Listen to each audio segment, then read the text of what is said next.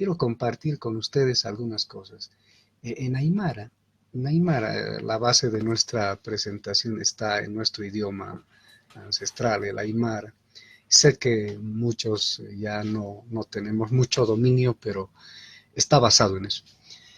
Y hoy con mucha propiedad decimos pues a la Sara, Kums a la cita, ¿no? Y ya acaba a las Sarazas. Nago cámara aquí y a la Sarta, a la cita. Kums a la Sinuaita, ya mi hapa.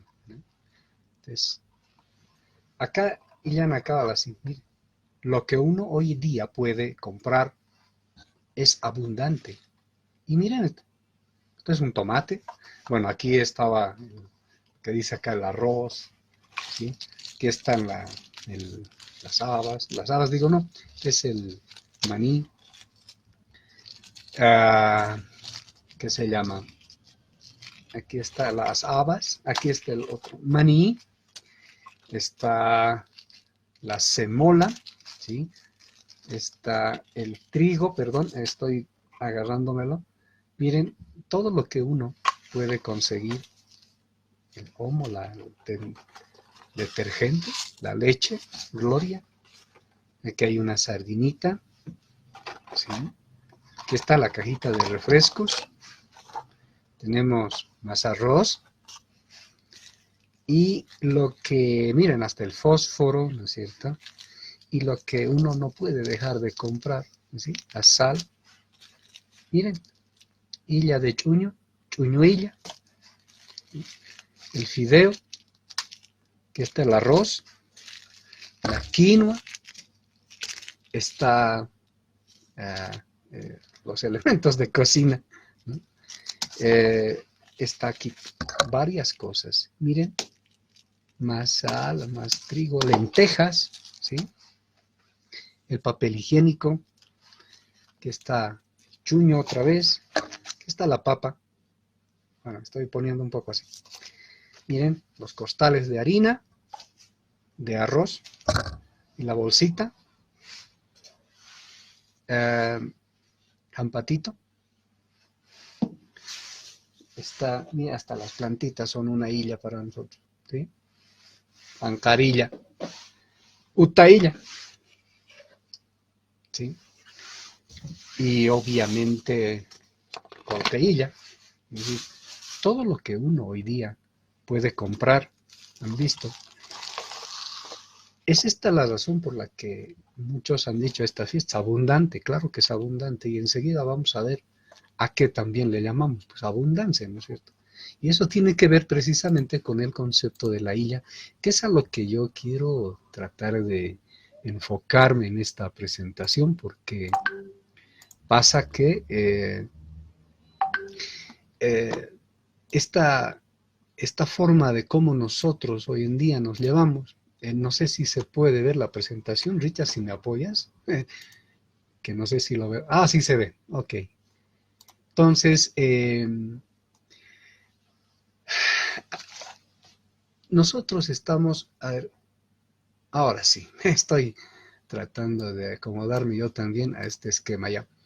Y ya, ¿sí? Vean ustedes lo que tienen acá en la imagen, ¿sí? Acá tenemos dos representaciones importantes del por qué nosotros decimos Illa. En este costado, acá, en esta parte, tenemos lo que se conoce como, ay, perdón, está achicándose, mejor lo mantengamos en el tamaño que debe ser. Y ahora sí. Entonces, estamos acá. Esta es la representación de una constelación en el universo, ¿sí? Si nosotros miramos su forma, nos vamos a dar cuenta, ¿no es cierto? Esta otra, ¿sí? Es la cabecita de un niño o de una niña, como quieran. ¿Qué nos está mostrando? Nos está mostrando básicamente todo lo que corresponde, ese reflejo de lo que está en el universo, también se refleja en las personas. Es lo mismo, fíjense. Ahí empieza para nosotros ese esa concepción vital de lo que se llama la representación a escala, o lo que vamos a decir más adelante, la representación fractal del universo en la cabecita de todas las personas. Y miren que después hay niños que tienen dos, ¿no es cierto? ¿Por qué? Porque en el universo también hay esas cosas. Entonces, este es un principio vital del por qué nosotros decimos Illa a muchas cosas, no solamente a las cosas que les mostré. Entonces, la Illa Pacha, a partir de eso, vamos a ir entendiendo lo que alguien decía en Aymara Tatekuna Sahayuni. Todo tiene su ajayo. Entonces, si todo tiene su ajayo, entonces todo tiene importancia. Y si todo tiene importancia, todo tiene su reflejo. Entonces nuestros abuelos decían que esos reflejos son los que van a dar ese sentido a nuestra vida, y eso es lo que nosotros le vamos a llamar la Illa. Este origen del que nuestros abuelos decían el Khon, va a ir transmitiéndose de generación en generación y va a marcar en las piedras de Tiwanaku, por ejemplo, vamos a tener nosotros esto, ¿eh? Una representación geométrica que va a ir trazando algunos aspectos importantes que hacen como nosotros, nuestros antepasados, quiero decir, han representado en forma iconográfica todo lo que constituía el origen del universo. Y en esta época, altamente tormentosa, es cuando nosotros entendemos algo importante. Miren acá, voy a abstraer varias de estas imágenes, pero voy a pedir que se concentren en estas dos, ¿sí? Si se fijan ustedes, son imágenes gemelares. ¿Por qué? Resulta que la imagen que puse yo en la pantalla es algo así como esta cajita, ¿sí? Como esta cajita que ya les puse de leche. Entonces, en la parte de arriba, acá sería esta cara, y esta otra imagen sería cuando yo le doy la vuelta y sería esta cara. Entonces está desdobladita y tenemos eso. ¿Qué hemos encontrado? Hemos encontrado imágenes gemelares, que quiere decir, tenemos aquí la concepción de lo que más tarde en Tiwanaku van a decir, es todo es par. Los padres decían, nuestros padres, hace muchos años, y mi madre, en vida, decía eso, Tatekunaspa Yapuni. ¿Y qué significa eso? Que es todo par. Miren acá, la concepción del mismo, de la formación, hablaremos así, del mismo universo, o otros le dicen pluriverso, bueno, pónganle el nombre finalmente, que entiendan a todo lo que está fuera de nuestro planeta, también ha tenido una concepción gemelar. Esa concepción gemelar acá se está marcando en todos los iconos, que todos son pares, pero estos dos en particular van a dar origen a esa palabra que hoy en día decimos Illa. Porque resulta que esta es la primera Illa, ¿sí? Entonces decimos, en Aymara nos preguntaríamos nosotros, ¿y esa Illa de quién es? ¿No es cierto? Esta es una Illa, ¿y esa Illa de quién es? Esa representación de quién es. ¿Dicen? Es la Illa, voy a tratar de desmenuzar un poco, decir, es la Illa de la Pacha, es la Illa del cosmos, diríamos. Entonces, por eso decimos Illa Pacha. Y a esto nosotros hemos aprendido a decir después Illapa. ¿Qué es el Illapa? El rayo. Entonces, Illapa vendría a ser la primera Illa que representa la formación del universo y que además se va a reflejar en la formación de todo lo que conocemos en este planeta. Ahí viene un primer detalle importante. De ahí es que se habla del elemento ispa, como está escrito acá. El ispa es un concepto que quiere decir que todo es gemelar, ¿sí? Y la Illa, por tanto, vendría a ser, cuando hablamos de ispa Illa, estamos hablando de una representación gemelar del universo. En este caso, de la Illa Pacha, por eso dice Illa Pacha. ¿Qué quiere decir entonces? Illa Pacha es la Illa de la Pacha. ¿Y la Pacha qué es? El mismo cosmos, el mismo universo, el todo, diríamos, ¿no? Entonces, ahí nosotros empezamos a entender algunas cosas importantes. Ahora, el Pachamama, que era para nuestros abuelos esa forma de cómo se va constituyendo el mismo cosmos, el mismo universo, también tiene su illa. Santa Cruz Pachacuti, Salta Mayua, en el altar de Coricancha, en oro habrá de esculpir después la illa de eso que nosotros llamamos la Pacha. O sea, la representación minúscula del todo está en esta representación. No entraré en el detalle de cada uno, por eso nos tomaría otra cantidad de charlas, pero solo quiero mostrar que esto también es una illa, es decir, lo que Santa Cruz Pachacuti Saltamayo había dejado como evidencia en el altar de Coricancha era la illa de la Pacha.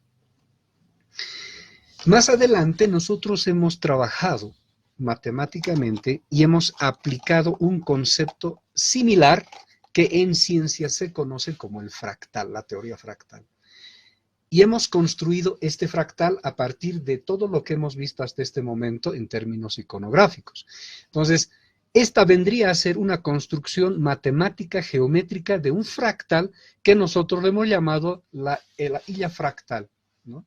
Y a partir de esta illa fractal nosotros hemos podido decodificar varios elementos ancestrales, decodificaciones importantes en Tiwanaku, interpretaciones en otros casos, y uno de los grandes aportes que hicimos a partir de esto ha sido interpretar y explicar con más claridad en qué consiste, por ejemplo, los trazos del Capac Ñan a partir de este fractal, porque hemos ido aplicando con centro en Tiwanaku, es decir, este centro lo hemos ubicado en Tiwanaku y entonces empezamos a descubrir cuáles eran las rutas reales del Capac Ñan y cuáles eran sus significados y cuáles eran sus connotaciones que tienen mucho que ver con lo que hemos dicho, con la vida.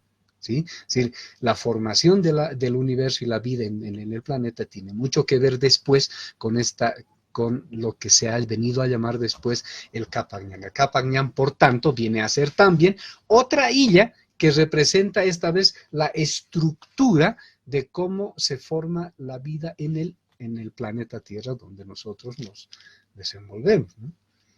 Ahora, a partir de esa concepción, nosotros empezamos a representar todo en pequeñito y la historia que nosotros hemos ido conociendo a lo largo del tiempo nos ha ido mostrando pequeñas cosas. ¿Sí? Nos han dicho la illa que es un amuleto. Bueno, para algunos puede que sea un amuleto, ¿no? Pero básicamente lo que los abuelos querían hacer con esto era mostrarnos la vida cotidiana inclusive para poder aprender de forma fractal la cotidianidad. Acá hay parejas, ¿no es cierto? Eso a los jóvenes se los entregaban en esta época, ¿sí? Para que vayan a la cachua. Les entregaban a los jóvenes, a los varones, los abuelos a los varones, y las mujeres, por su lado, también eran educadas por las abuelas para que en esta época también puedan tener esa actividad. Y al final, ¿no es cierto?, de estas illas, como dicen, entonces los jóvenes aprendían con illas. Nosotros hoy en día tenemos textos, libros, qué sé yo, hoy en día tenemos estas interpretaciones virtuales. Nuestros ancestros, una de las formas metodológicas, didácticas que tenían para educar en todo sentido, era con illas. O sea, la illa era inclusive esta herramienta bastante útil para la formación. Acabo yo de mostrarles, ¿sí? ¿Sí? Cuando uno les muestra y dice, a ver, hijo, vamos a ver, este es el arroz, este es la papa, este es el chuño, y se hace de esta forma. La producción en nuestros pueblos antiguos estaba basado en base a la illa. ¿Y quiénes eran los que hacían el conteo de las illas? Las mujeres. Y las mujeres hacían el conteo así, bueno, no se ve muy bien de la mesa con la cámara, pero más o menos agarraban de 2 en 2. O sea, el conteo era así, como estoy tratando de hacer, 2, ¿sí? Siempre tratando de sacar 2, ¿sí? Ese conteo par, la hacían las mujeres. ¿Con qué? Con las semillas. O sea, es decir, por eso viene el término de la semilla, inclusive se acomoda igual. Es decir, la hilla de la papa, la choqueilla, ¿no es cierto? El choqueilla, la choqueilla, etcétera. Todos esos nombres vienen justamente de la hilla. ¿De quién? De la papa, la choqueilla, la choqueilla. O sea, se partía en dos, haciendo el término gemelar, y la fecundación en la tierra, para que después, en esta época, otra vez, empieza a brotar y se haga esa fiesta que más adelante viene la fiesta de lo que hoy en día se llama los carnavales, o lo que nuestros abuelos decían, el anta, ¿no es cierto? Entonces, otra cosa importante, los rituales que hoy en día han ido poniéndose en evidencia, los rituales tienen esto que se llama la huachta. Y aquí hay una representación de una huachta muy interesante. Esta tiene igual su historia. Pero, ¿por qué está acá como un ejemplo didáctico para explicarlo? Porque se ve claramente, separadito, cada una de las hillas que se ha utilizado para hacer una huachta. ¿Qué quiere decir? Cuando nosotros tenemos eso que le llaman la mesita, la ofrenda, la huachta, etcétera, no es otra cosa que preparar algo así de lo que yo he hecho acá con ustedes, ¿sí? Esto es para nosotros, ¿no es cierto? Imaginen que lo pongo ahora en un plato o en una charola, imagínense algo así. Solo que nuestros abuelos, en lugar de los platos que nosotros utilizamos, utilizaban estos tejidos de hierbas, de plantas, ¿no? Y entonces la huachta no es otra cosa que igual. Está compuesta esencialmente de hilla de toda naturaleza. Explicar en una huachta cuando uno prepara, les explica a los jóvenes, a los niños, se los explica a partir de la hilla, ellos entienden muy bien y ellos ya no tienen esa vergüenza que nosotros a veces nos han hecho tener, como esa cosa de brujos, ese tipo de cosas. ¿Por qué? Porque estas son hillas. ¿Y las hillas qué son? Son elementos de vida. Ahora, las personas también representan hillas, jaqueilla. Estas formaciones gemelares, que los abuelos decían taquecunas payapuniva, representa en las personas que son pares. Todas las personas que tienen seña, como decimos, son personas gemelas, solo que su gemelo se convierte en eso que se llama en el pachiwini, que es decir, que tiene dos sombras, ¿no? Pero en particular, aquí tenemos una, que les dicen equeco. ¿Sí? ¿Y el equeco quién es? El equeco es esa persona bajita que hoy en día nosotros le hacemos fiesta. ¿Sí? El equeco, básicamente, es producto de una caída de rayo. Por eso es que partí yo del principio de esto, del rayo. Hay una figura, no sé si está acá enseguida, esto está igual, esto es de la época de Tiwanaku, estos tejidos, todo, y ahí está mostrando igual las formaciones gemelares, mucho que ver con la hilla. Esto es lo que sería la hilla, pero de lo que nosotros le hemos llamado la colorimetría, en el sentido de cómo se forma el kurmi en el cielo, ¿no? Entonces, ahora acá les muestro yo otro interesante dato, ¿no? Las personas, el ser vivo, los seres vivos, tienen un ADN. Y el ADN se comporta como un fractal y básicamente desde nuestra cultura el ADN se comporta como una hilla, porque contiene información que después, a diferencia de la hilla, el ADN lo que va a hacer es crecer, ¿no? Y la hilla lo que hace es mostrar lo que se ha disminuido en tamaño. Entonces el ADN viene a ser igual como una especie de hilla, fractalmente hablando, para poder mostrar la esencia de la persona cuando van a hacer. Por eso cuando alguien, por ejemplo en medicina, en salud, etcétera, cuando alguien tiene algún problema y acuden a ADN, ahí se puede entender muy bien muchas cosas. Entonces una huachta, una ofrenda, una mesa, tiene mucha relación en términos fractales con el ADN, con la información que tiene el ADN. ¿ya? Entonces, una illa puede ser lo que nosotros tenemos, representaciones minúsculas, reducidas, pequeñas, como decimos, y lo que es el mismo fractal, que tiene un concepto matemático, como ya se los había dicho. Entonces, acá al centro vemos a Tunupa, ¿sí? Tunupa era una mauta, y Tunupa también tenía caída de rayo. Ahora, los pueblos tenían su illa para orientarse, para su formación demográfica, etcétera. Y justamente viene de una concepción gemelar par que dice que todo es par y entonces se forman dos pares de estrellas después de las Arquiri. Estas son las, a ver si puedo, sí. Estas son las Arquiri, que son un par, y estas son los otros pares de estrellas. Mi madre me enseñó que estos eran 6 pares, 6 estrellas pares. Y luego lo indagué en la ciencia y en efecto son 6 pares, así que de astronomía sabían mucho nuestros papás. Esto era la marcailla, que es decir, mirando estas estrellas es como han construido toda su demografía nuestros antepasados. Y una de las grandes illas es el Alaya, que es de donde salen los ajayos y es a donde vuelven los ajayos. Bueno, así de cortito para hacerlo, tal vez alguien quiera hacer alguna pregunta, alguna una consulta, pues acá para seguir compartiendo.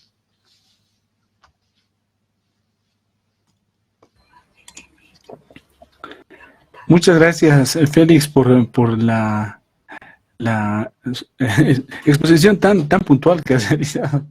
Yo me he quedado un poquito con las ganas de que puedas desarrollar un poquito más, pero hay un concepto que me gustaría que tal vez mientras se anima la gente a consultarnos en el chat de YouTube, me gustaría que puedas explicar un poquito más o aclararme. ¿Dijiste gemelar o genelar? Gemelar, de gemelos. De gemelos. Gemelo. Sí. Ya. Cuando hablamos nosotros desde el concepto de la illa, estamos hablando de que el punto de partida de la constitución del universo es gemelar. La estructura de la materia se ha demostrado siglos más tarde que también es gemelar. Entonces nuestros abuelos no estaban locos cuando decían que todo es, que taquecunas payapuni, que todo es par. Entonces cuando decían eso, nuestros abuelos estaban acudiendo a la primera información que estaba acá. Esto, fíjense, esto y esto es gemelar. Estas dos del centro son gemelares. Estas dos en diagonal oposición son gemelares. Los extremos son gemelares. Entonces, la illa básicamente es una estructura gemelar. Para ponerlo un poco más claro. Cuando nosotros decimos illa, entonces, estamos hablando de una estructura gemelar, de alguien o algo que tiene par. ¿Sí? Entonces, no es extraño, por eso decía yo, cuando dicen equeco, por ejemplo, dicen el equeco, está solito. No, no está solo. Una persona elegida, una persona, como decimos, ¿no? Una persona que tiene chimpu, una persona que está elegido, un yatiri, por ejemplo, una mauta, etcétera, tiene pues dos sombras. Una es su sombra física y otra es su gemelo, que está a su lado. Es el Pach y Winnie, le dicen también en otros lugares. Que, o sea, una persona que es yatiri, su estructura es gemelar. Su forma de vida, su vida es gemelar. Entonces, cuando hablamos de la illa, una vez más, estamos hablando de estructuras gemelares.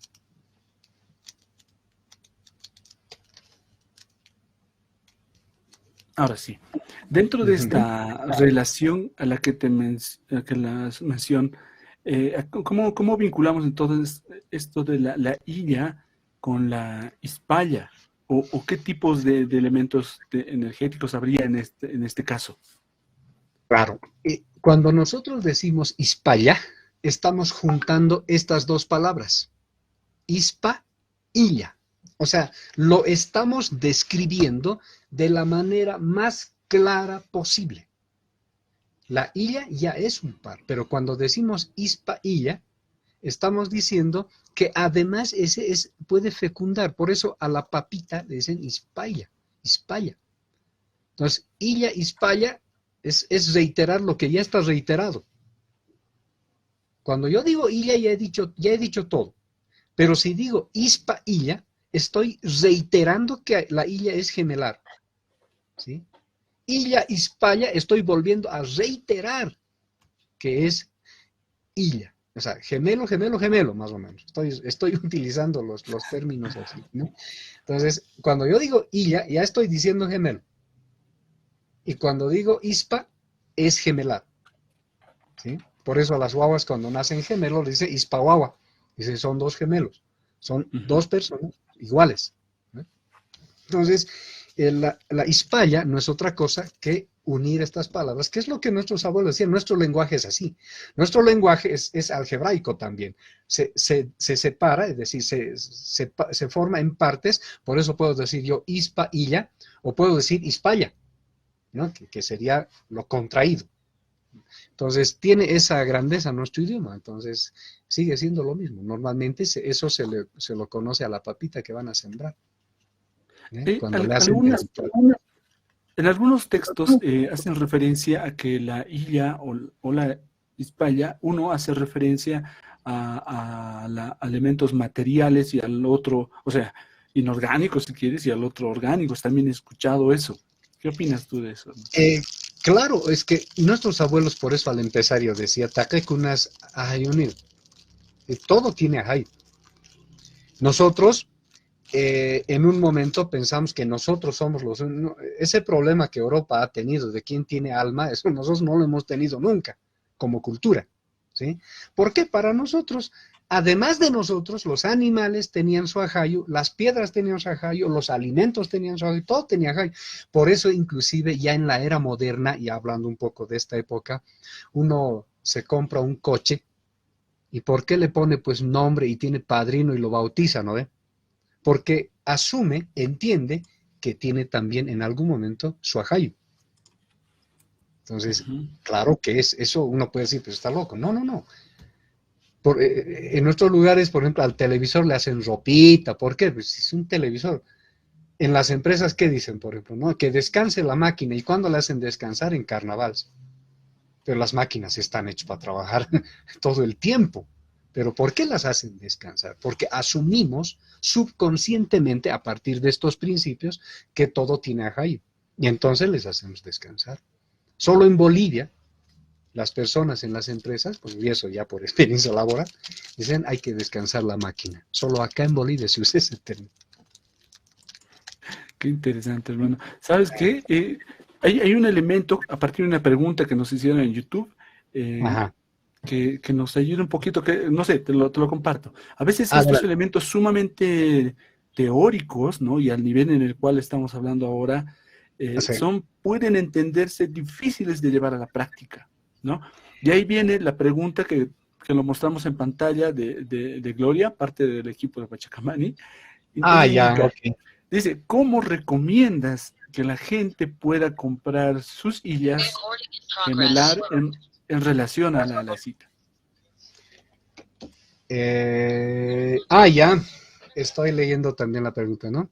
En relación a la cita. No, miren, es fácil, ya les he dicho.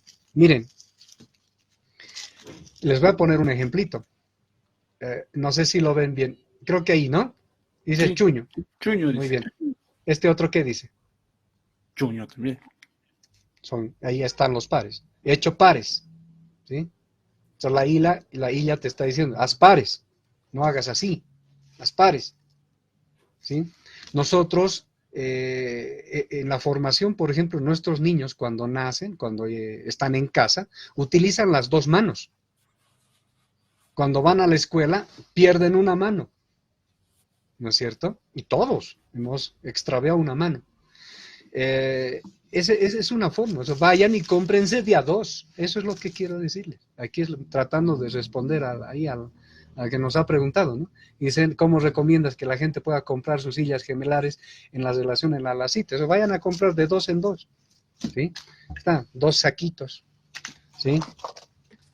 2, van a comprarse así de a 2, ¿sí? Fajos de billetito, muy bien, 2 fajitos de billete, pues. Una cosa así, ¿ya? Ya, queda muy claro. Claro.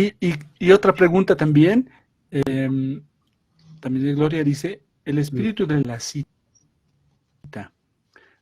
¿no? Se dice que es a las 12 del mediodía, importante, o sea, ¿cuál es el momento de la práctica en este caso? El momento, eso de ponerle un día, una hora, eso es republicano, ¿ya? Lo que pasa es que en nuestra cultura no hay eso. En nuestra cultura hay épocas. Nosotros tenemos una época. Ahora, ¿cuándo empezó esta época en la que nosotros hacemos rituales a la illa? Esa sería la pregunta. Empezó hace meses. No, hace meses, no digo, en lo que nosotros decíamos diciembre, en esa época. Para el 21 de diciembre, más o menos, en esa época, empezó esta fiesta de los illas, de las illas. ¿Hasta cuándo se extiende? Más o menos hasta el inicio de lo que nosotros llamamos el carnaval, ¿no? La fiesta del Lamta. ¿En qué horario? No hay un horario específico para que usted haga algo. ¿Por qué? Tendrían que nacer las guaguas en un solo horario, ¿no ve? Y no es cierto. Las guaguas nacen cuando tienen que nacer. Hay guaguas que nacen de noche, hay guaguas que nacen en la mañana, hay guaguas que nacen en la tarde, etcétera, al amanecer, al anochecer, igual. Entonces, una cosa sí es importante, para que usted tenga un efecto, digamos, o mejor efecto, si quieren utilizar esa palabra, puede comprarse en el día, y si usted ha nacido en la noche tiene que chayar. Y si usted ha comprado una illa en la mañana, no importa el día, ¿no? Hemos dicho la hora, y si usted ha nacido en la mañana, pues en la mañana haga la chaya. Usted, porque usted su nacimiento es a esa hora. En eso sí tienen que orientarse, ¿ya? Permítanme, por favor, está conectada mi hija y me ha hecho una pregunta y me alegra mucho que me pregunte. Me dice, da el mismo resultado que las personas que chayan tengan señas o no. Mire, esa han hecho mi pregunta y quiero compartírselo y quiero responder.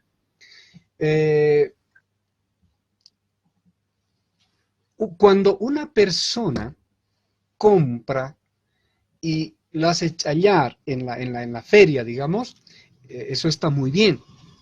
Pero ya les vuelvo a decir,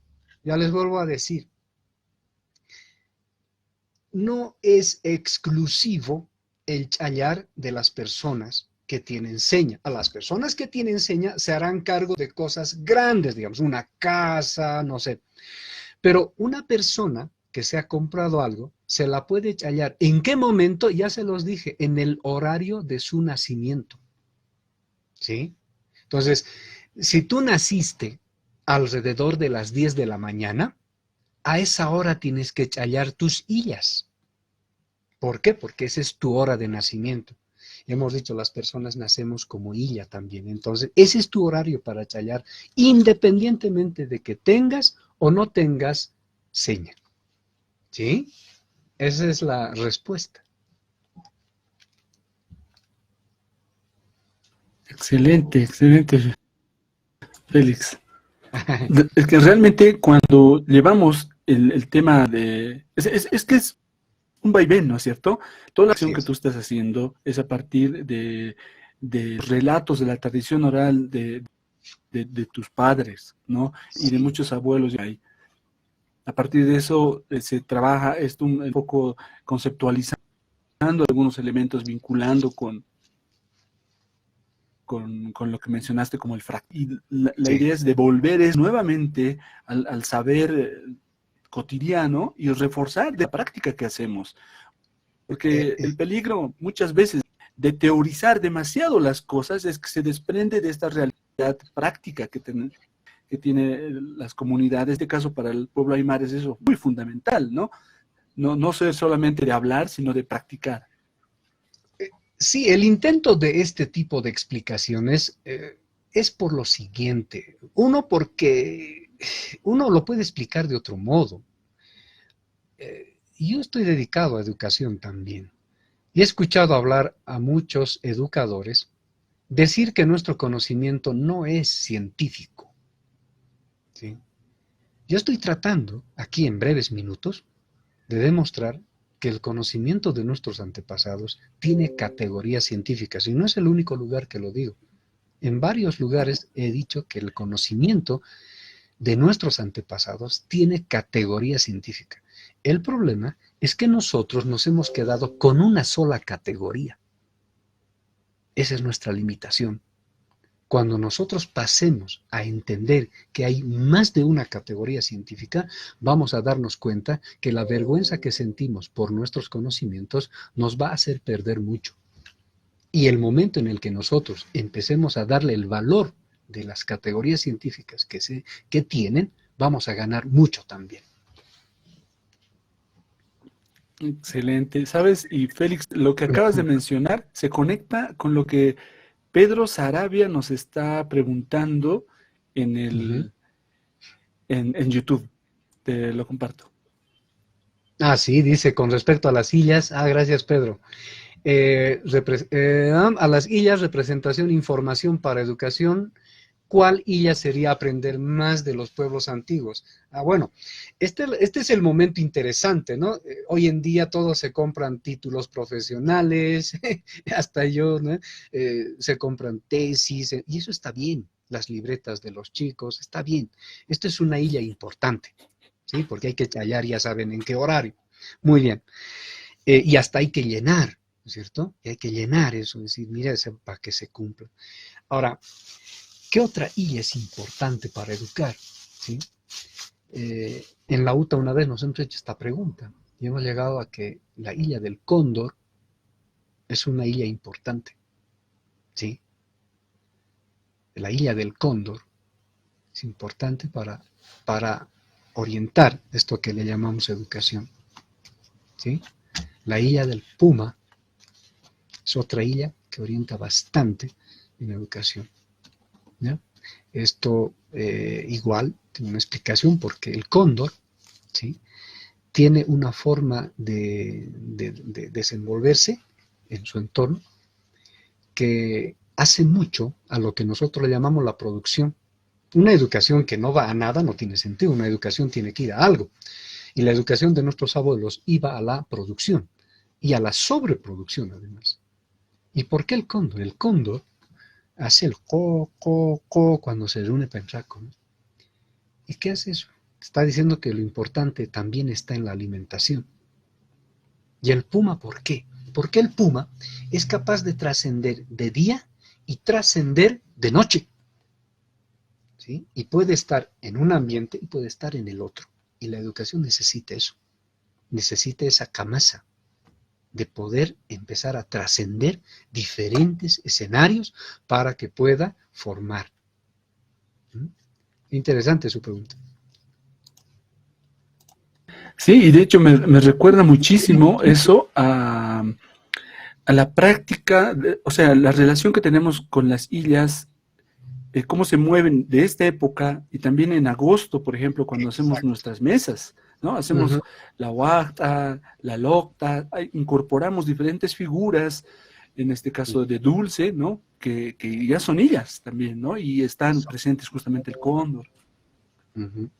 Y justamente, pues, quiero estudiar, dice, ¿tiene libros? Sí, pero póngale cóndor, la illa del cóndor, para un estudiante, para alguien que va a estudiar, para alguien que se va a graduar, ¿no? Póngale de puma. En algunos lugares me dijeron que el cóndor era también liderazgo, ¿no? O sea, como, ¿qué opinas de eso? Sí, lo que pasa es que hay algo que nosotros tenemos que entender. Las palabras en nuestro lenguaje, en nuestro idioma, aymara, tienen más de un significado. Algunas tienen hasta 5 significados. Entonces, no es que tenga una sola forma de explicar algo. Siempre hay por lo menos 2. Por eso te digo, todo es par. Siempre vas a encontrar 2 explicaciones a una cosa. ¿Sí? Y el cóndor, ¿por qué le asumen a un liderazgo? Porque el Maiku, ¿sí?, ese es su nombre también, ¿sí? El Kunut Uru, que ese es su nombre, original, ¿sí? Él, de ahí viene su nombre de cóndor, pero ritualmente, por ejemplo, es el Malku. ¿Y el Malku quién es? Es el que guía, pues, en el pueblo. Y de ahí viene su esencia de liderazgo, ¿sí? Ese es el... Claro, y ser el liderazgo hay que tener un conocimiento también que Exacto, ayuda a la formación, comunidad. Ujú, bastante. Así es. exacto. Dicen que los Malkus antes, los Malkus, los Hilacatas, antes eran, o sea, uno de los requisitos para eso era que sean yatiris, amautas, porque ¿cómo van a guiar, no es cierto? Era una Ujú. especie de requisito paralelo, si me permiten decirlo de este modo. Es que, bueno, aportando esto que tú dices, eso explica por qué en las comunidades el adoptar un cargo Ujú. acumulativo, ¿no? Es un crecimiento también, ¿no? Empezamos Exactamente, de ser chasqui o como se llama vocal y después así sí. paulatinamente vamos subiendo de rango y por ende vamos adoptando diferentes tipos de responsabilidades, dentro de las cuales el yapucamán y el campo, o sea, hay diferentes nombres y es un cargo muy ritual, ¿no? El que tiene que precautelar el sembradío, la reproducción del ganado, etcétera. Hay varios momentos muy Ujú. diferentes, capas de complejidad de la ritualidad mismo para llegar a ser Malco. Ujú. Y miren que otros llegaban a Aukiauki. Ese cargo ya no hay, el Aukiauki, ¿sí? Es decir, entre los abuelos tenían también sus cargos y el Aukiauki era uno. Eso ya no hay, ya no lo practicamos, ¿sí? Llegamos a Malco, ¿no? Ahí se llega en los pueblos, pero no se llega al Aukiauki, que ese era un rango de los abuelos, entre los abuelos, de aquellos que ya habían cumplido todas esas categorías que el pueblo les daba para cumplir y mantener activo y vivo y además productivo al grupo social, es decir, al AYU. Muy bien. Sí. Realmente, Félix, muchas gracias. Ha sido sumamente interesante tu participación, compartir contigo esta conversación. Me gusta, lo que me gusta mucho de lo que has planteado ahora es de qué forma se transversaliza una temática. O sea, estamos hablando de la cita, pero a partir de nuestra cosmopraxis, si quieres, estaríamos hablando de las sillas, ¿no? De Sí. cómo las sillas conviven con nosotros y de qué manera nosotros aplicamos ese saber. Y obviamente, como ha dicho también, las preguntas no solamente se restringe a un momento, sino es constante. Sí, así es. Y tal vez para terminar, ¿qué tú recomendarías a partir de la adquisición, ¿no? Intercambio de nuestras sillas hoy que hemos hecho en La Paz? ¿Cómo deberíamos de hacer el resto del año? ¿En qué momentos nos acordamos de nuestras sillas? Fuera de que sea el año que viene, ¿no? Supongo que hay otros momentos también. Sí. Eh,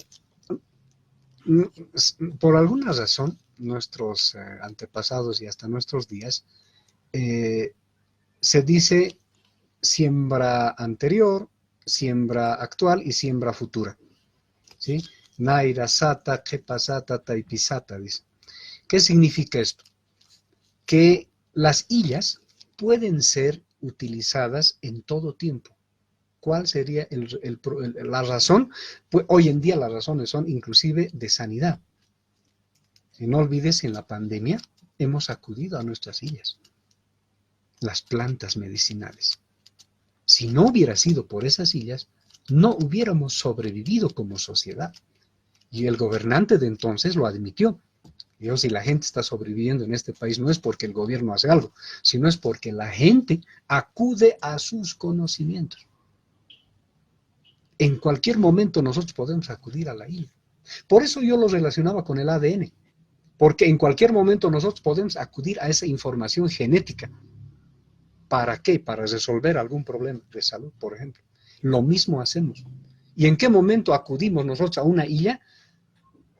Me he construido la casa, muy bien, una huerta. Acudimos a la IA. ¿Para qué? Para darle prosperidad a esa casa. Alguien se ha enfermado. ¿Qué hacemos? Acudimos a una isla que nos sirve para curar a esa persona. O sea, en cualquier momento podemos acudir a la isla, por cualquier razón. Nos hemos alegrado por algo, acudimos a la isla. O sea, la isla no es algo, es cierto, hoy en esta época tiene su época central, sí, pero la isla puede ser acudida en cualquier momento y he puesto dos ejemplos muy claros. Bueno, nuevamente muchas gracias, Félix. Realmente ha sido bien interesante abrir la mente, salir, ¿no?, la cita como tal, la cual vivimos este tiempo, ¿no? Que sea también difundido con estas características, como tú has dicho, republicanas y demás, a diferentes lugares de nuestro país y a nuestros países vecinos también, justamente porque llevamos a nuestras sillas con nosotros. Y pues te agradecemos